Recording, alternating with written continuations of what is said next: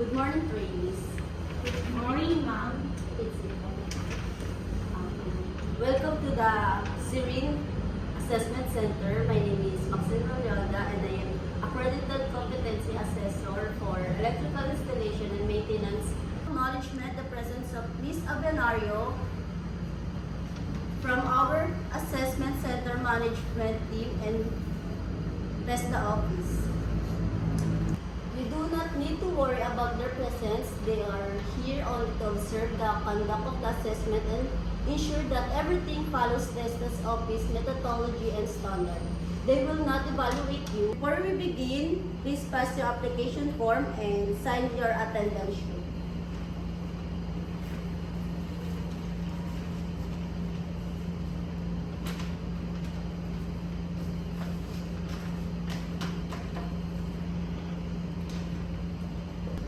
Also have here your accomplished self-assessment guide, which indicate that you understand and perform the competencies under the qualification.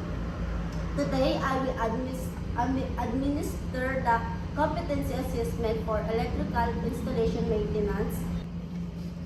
This is our mission and vision, and here's the 10 principles of competencies. First, training is based on competency standard and a competencies-based curriculum. Second, assessment of learners is based on the collection of evidence of work performance. And here's the competencies-based training matrix and the role of the trainer. First, training the facilitator, competencies assessor, training designer, and developer. And here's the role of the trainee: active learning, self-directed progress, and job-related standards. And our qualification: electrical installation and maintenance NC2, basic competencies, common competencies, and the core competencies: installing wiring devices of floor and wall-mounted outlets, lighting, features, switches, and auxiliary outlets. The purpose of this assessment is to determine whether you are competent in the installing wiring devices of floor and wall-mounted lighting, fixtures and switches, and auxiliary outlets based on industrial standards set under the training regulation of electrical installation maintenance. If you are found competent, you may receive Certificate of Competency (COC) for this unit or National Certificate NC2 once all 4 units are passed. The tasks you are required to perform includes performing the client workstation, performing the complete install lighting, features and switches, conducting post-service activities. Evidence collection will be through demonstration observation, and we will use the checklist rate your performance. And after your demonstration, I will ask questions to verify your underpinning knowledge. And assessment rules: maximum performance, this is 1 hour, and observe all safety, sanitation, and OHS procedures at all times. No talking or communication with other candidates. Once the assessment starts, I will be observing from the distance and cannot assist or coach you. Safety reminders: all tools and materials must be properly organized before and after use and must be checked before starting the service. Do you have any special needs or require reasonable adjustment before proceed? So, I will now distribute the competency assessment agreement sheet. Please read and fill out the requirement fields.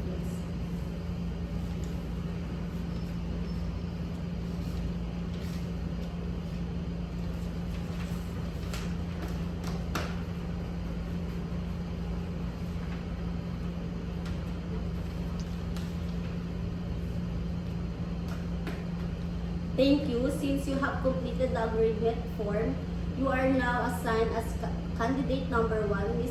Mercado, and other candidates may stay in the waiting area until it is their turn. Now, let's proceed to the tools and equipment, Ms. Mercado.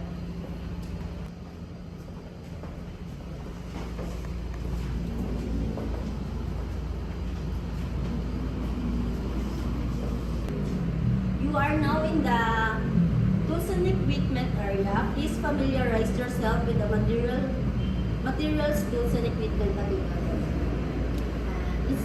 Using the tools and materials you are required to install lighting features switches within 1 hour, I will observe you performance using the observation checklist. After the demonstration, I will ask a few knowledge-based questions. You may call me only for clarification of instructions, not guidance. After questioning, I will provide your performance feedback. Do you have any question? No. Now, let's proceed.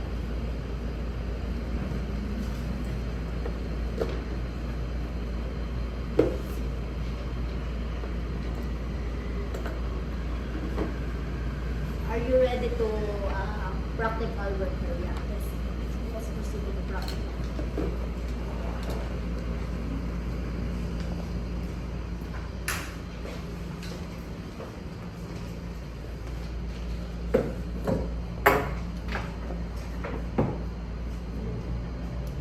I'll proceed to the practical.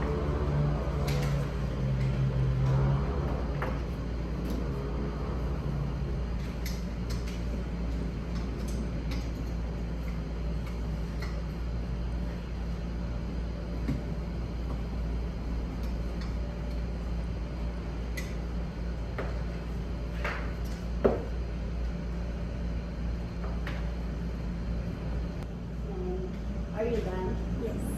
And now, let's proceed to the oral questioning. Anong tools ang ginamit mo para mapagana yung components? Yung screwdriver po para po maikabit ang mga wires and yung mga screw po sa bag po.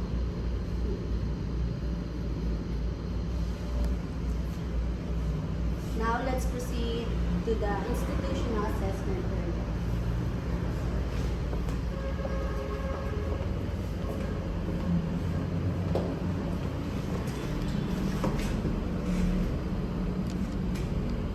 Ms. Mercado, I observed your demonstration and your strong points include through preparation of your workstation, and you use the proper tools and equipment, and you apply the methods and techniques in installing lighting feature switches.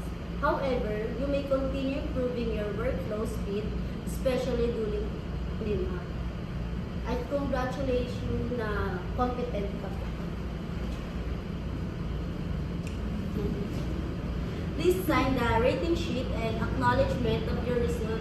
You may claim your certificate competency from Laluna Sang. Please sign the rating sheet as an acknowledgement of your result. You may claim your certificate of competency from Sirintas the office through online on the scheduled release date.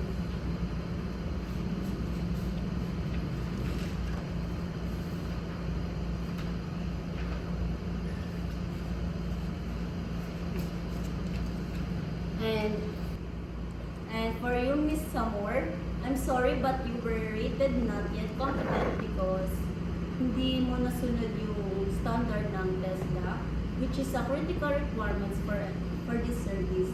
You may retain for reassessment after 1 month or when you feel prepared. Only the failed component will be resolved.